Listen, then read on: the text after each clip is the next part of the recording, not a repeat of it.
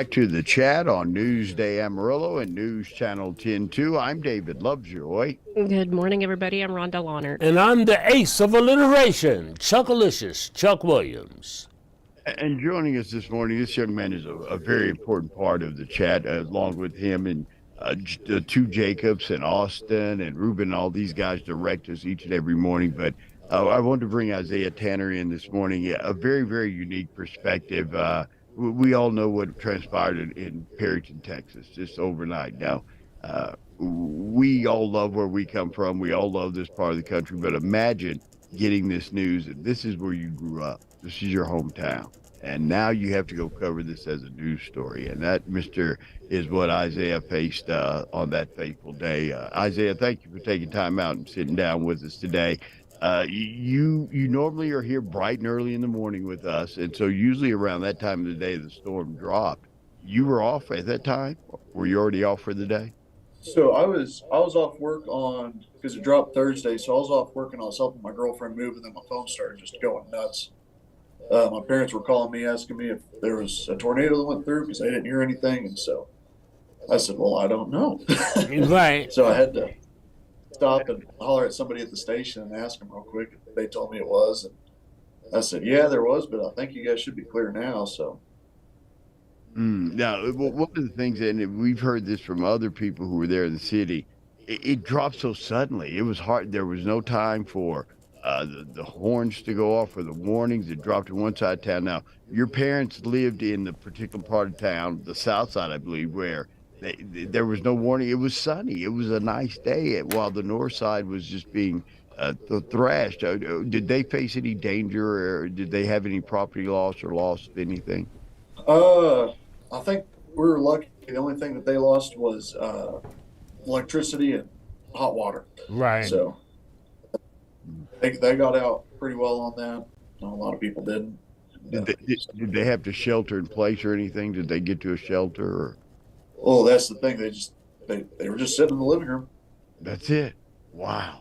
and Isaiah, I mean yes, sir. let me ask you this.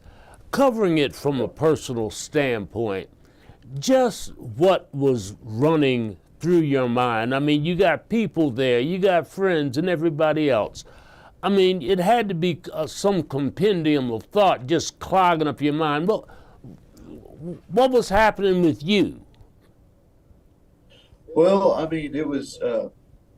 I knew the people that were really, in that immediate circle just needed to make sure that they were okay. I knew they were okay. Right. It was.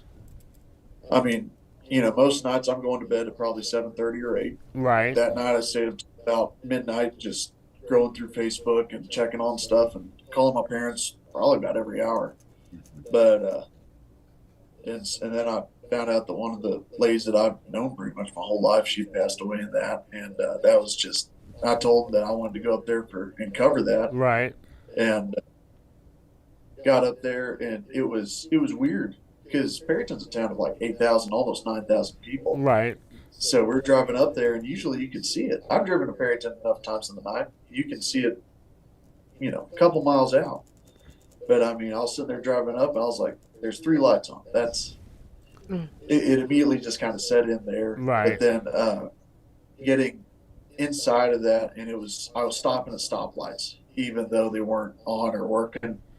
And I think Alyssa Riggs asked, she goes, "What are you doing?" I said, "Well, there's a stoplight here." She goes, "Well, yeah, but it's on." I was like, "Yeah, but."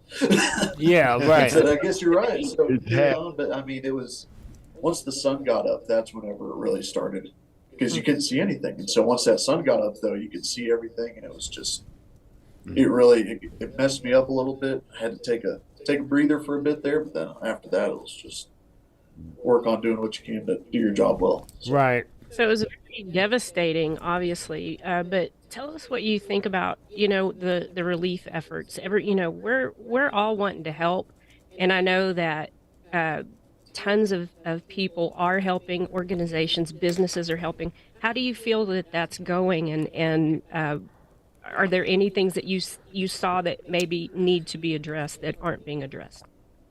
well, I think that everybody's doing a great job stepping up. I mean, I think that's something that just hit me was, I mean, my mom, she had, I think right after it had gotten cleared and everything was okay, there was a group of people already up at the high school getting stuff ready for people that night. And I think that because I had called my dad and was wanting to talk to her, and he said, "Well, she's at the high school." I said, "What's she doing there?" And I didn't even know what was going on up there. And I guess she was up there till about midnight that night, getting stuff ready for people, bringing in supplies, and Right. all that. And so it was. I think it's just been great with people coming in and helping. And I mean, we're still going to need people to help, Yeah. but also, that I think that just bringing in the money, that's going to be the best part about it, is getting that to people to where they can get what they need out of it instead of just everybody getting the exact same, because everybody's going to have a different need, I think. Right. Well, we want to say thank you, Isaiah, for your professionalism, and our prayers go out to your community, and thank you for the work you did. And yeah, we stand with Perryton, and they'll be back. They'll be back stronger, better than ever. Oh yeah. All right, thank you so much. Isaiah Tanner works with Duke County.